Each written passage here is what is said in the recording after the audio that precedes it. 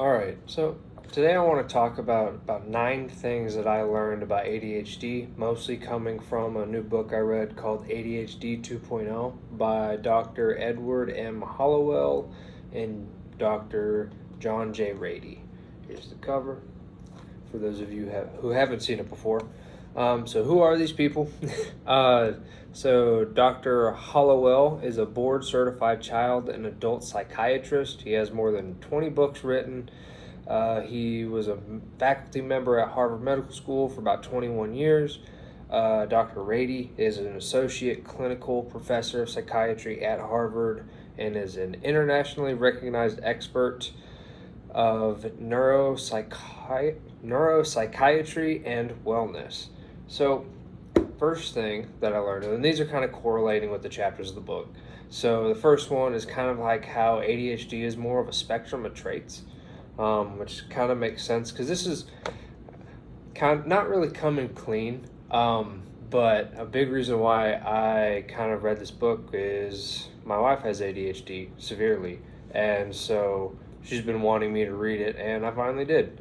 And some other stuff too. And so, like, a lot of things kind of make sense now from that perspective. But first one is spectrum of traits. And so basically, Dr. Holloway kind of describes ADHD as a complex set of contradictory or paradoxical tendencies, which is a word I've heard a lot in the house. So, for a short list of those, he gives stuff like kind of we'll say like telltale signs of ADHD. I think are his exact words. So stuff like unexplained underachievement, a wandering mind, trouble organizing and planning, high degree of creativity and imaginations, trouble with time management and a tendency to procrastinate, strong-willed stubbornness, refusal of help, misspoke there, generosity, restlessness, unique and active sense of humor, trouble sharing and playing with others early on, but at the same time a desire to make friends, exquisite sensitivity to criticism or rejection, impulsiveness and impatience, an itch to change the conditions of life, high energy, uncannily accurate intuition, transparency to the point of being honest to a fault, susceptibility to addictions and compulsive behaviors of all kinds, having a metaphorical lightning rod and weather vane, and a tendency to externalize or blame others while not seeing your role in the problem, and distorted negative self-image. And each one of these has paragraphs after each one, explaining it more in depth with some citations and things like that. So there's that one. Number 2 is understanding the demon of the mind. I thought this one was pretty interesting because he talks about two things, like kind of two modes for the brain, right? So TPN and DMN. TPN stands for task positive network, which is when you're engaged in a task. Engaged in a task. Basically, the way I kind of took or understood what he was saying was like each one of these modes isn't necessarily a single part of the brain. It's kind of like the set of areas in the brains that light up or that are active while you're in this case doing a task. Those are the areas of the brain that are working together as your TPN. And for people with ADHD, they can tend to hyperfocus or get stuck in a task. And then the other one is your default mode network, your DMN, which is kind of like the daydreaming state. This one's more flux and is kind of more of a laid back isn't necessarily the right word, but less of an, I guess, aggressive task-oriented type state. That makes sense. Number 3, I thought this one was cool, the cerebral connection, basically the cerebellum. I guess the cerebellum connection. So I really need to work on my handwriting sometimes. But this is an area of the brain, I think it's the part that actually connects to the stem, kind of like a little cauliflower. It's only about 10% of the brain's volume, but holds 75% of its nervous connections, or I guess neuron connections. Same thing, I guess. So basically, it's very like nerve dense, if that makes sense. And he says something called VCS, which is vestibular cerebral system. Basically, it's like the part of like how your brain interacts with your inner ear and stuff for balance. And so they found things with like certain balance exercises can actually really help people with ADHD. I don't want to say mitigate the effects, but it's like gaining better control over your body, translating over to better control of your mind, if that makes sense, because everything's kind of connected in a way. So there's that. 4 is the healing power of connection, and he basically love heals, and he tells a story about how something came to be called the rabbit effect. Basically, is like they were testing, I think, cardiovascular effects of. Let me restate that. They were testing the effects of like a high cholesterol, high fatty, high like a terrible diet on rabbits and measuring how that affected their cardiovascular system, and all of them had like a very poor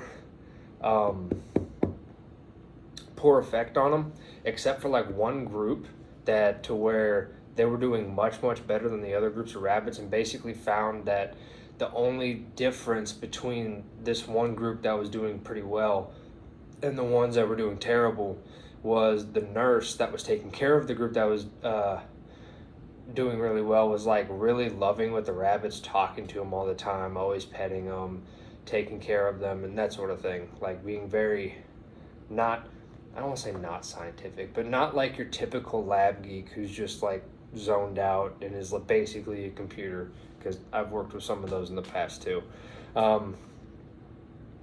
But basically love was kind of helping these rabbits keep going, and there was the effect kind of translated into their cardiovascular health as well. So that number 5 is find your right difficult. Basically, boredom is kryptonite. You just can't be bored. So basically, don't be bored. So you always do something, but you can't like try to do the impossible, which he kind of describes this as like self-defeating behavior that some people tend to do, especially with ADHD. Number 6 is create stellar environments. So there's a lot, our environment dictates a whole lot of how we actually are, not just like how we're feeling and how we're doing, but actually like quite literally like how your genes are expressed too. Things from like diet, toxins, chronic stress, and a whole bunch of other factors too can change the way literally like your genes are expressed and pretty much how you are. So that number 7 is the power of exercise. So he describes a BDNF, which is brain-derived neurotropic factor. So there's that. Basically, like exercise can have a dramatic effect on, especially people with ADHD, but just people in general, that too.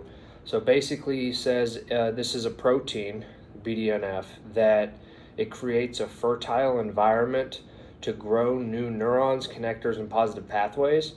And when we exercise, we are using more nerve cells than in any other human activity. So I guess because it's not just in your brain, it's throughout your whole body as well.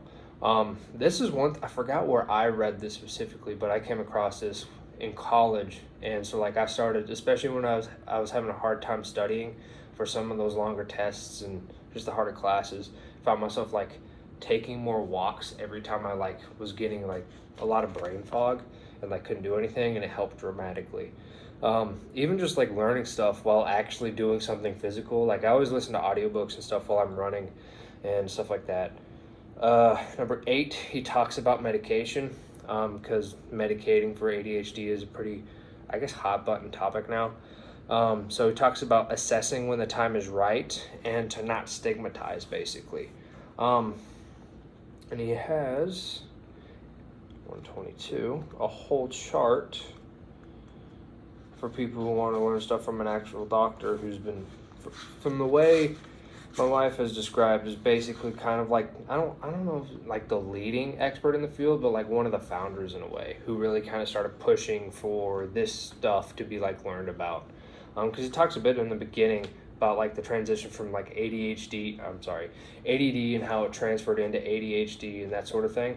But he has 6 pages, of just a chart of over a dozen medicines that are used, with the types they are, lots of different types. I'm not going to attempt to pronounce a lot of them because I can never pronounce them correctly. But things like Strattera, Wellbutrin, Adderall,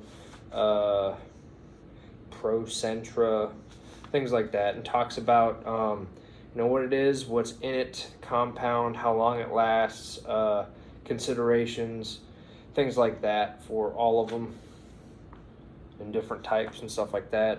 And finally, number 9, he says, find your feel and make it real.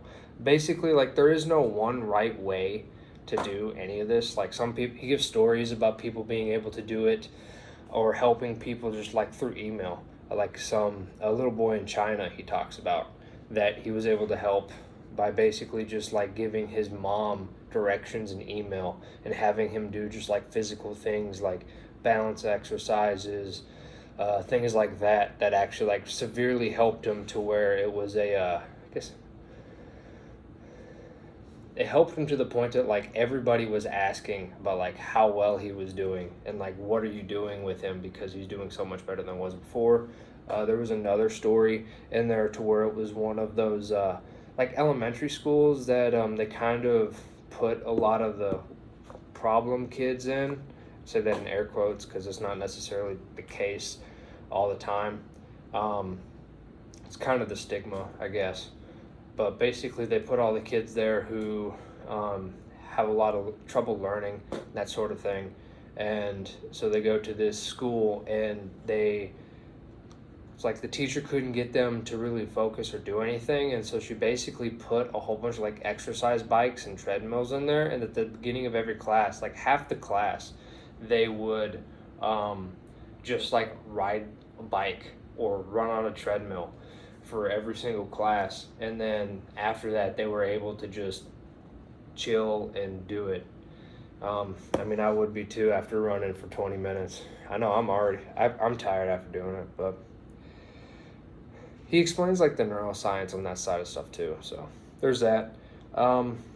So why, kind of the overarching reason why to kind of read this book specifically. Pretty much everyone I've ever talked to who has kind of researched on their own extensively about ADHD has pretty much always read or brought up this book. And also it's very short. Like the audiobook's not even like 5 hours long. It's only 100 and for content, we'll say it's like 132 pages. Yeah. But it's also a great thing is I counted somewhere and wrote down, he has 2 appendices, one that gives like the actual like clinical diagnostic criteria and stuff for it, and another one that's just 34 pages, like 34 of bibliographies, education groups you can go to, clinics he has in like a bunch of different states, like a whole bunch of different resources you can go to for help or to learn more or whatever the case may be. But since I got sidetracked on why read this book, to take a quote from the back cover, ADHD draws from the deep well of their personal and professional experiences, as well as on the very latest research and science to provide both parents and adults who have ADHD with an arsenal of new strategies and lifestyle hacks for unlocking potential and thriving with this mercurial condition. Mercurial. I just can't talk sometimes, but it happens. So with that being said, it's pretty much all the extra stuff I have about this book, ADHD 2.0. But since this is my first time going through it, so I'm thinking about doing a video with my wife, actually like sitting down and talking about it. So you guys get kind of a perspective from someone who has looked much more in depth on this type of thing, and also a lot of adjacent things as well. She has much more experience than I, period, with this. So there's that. I hope that's kind of helpful. But with that being said, I'm going to, and I'll let like her to explain her own like experiences and I guess expertise in that subject too, because she's worked a lot in childcare and that sort of thing too. But anyways, I'll leave that for her to describe and explain. So that being said, as always, playlist for all the books in the top right corner, I think, for you guys. And I hope to see you guys on the next one.